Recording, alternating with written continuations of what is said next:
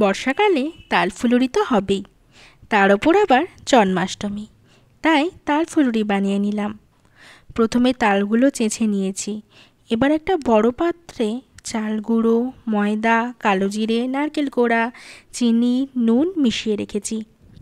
ময়দা যতটা নেবেন তার অর্ধেক নেবেন চাল গুঁড়ো।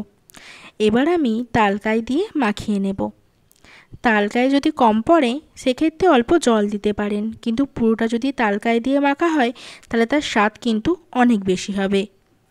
এর মাঝে আপনি লাইক আর কমেন্টটা করে দিন। মাখানো হলে আবার খাবার সোডা দিয়ে মাখিয়ে 15 মিনিট রেস্টিংয়ে রেখে দেব। এর মাঝে তো আপনার সাবস্ক্রাইব করা হয়ে গেছে আশা করি। এবার আরেকটু ফাটিয়ে নিলাম। প্রথমে তেল গরম করে ফুলুরিগুলো দেব, এরপর লো ফ্লেমে লাল লাল করে ভেজে নেব। প্রথম থেকেই যদি হাই ফ্লেমে রাখেন তাহলে কিন্তু ভেতরটা কাঁচাই থাকবে, বাইরেটা শুধু লাল হয়ে যাবে। তাই লো ফ্লেমে লাল হওয়া পর্যন্ত অপেক্ষা করবেন, সময় নিয়ে সবগুলো ভেজে নেবেন। ভেজে নিলে কিন্তু রেডি।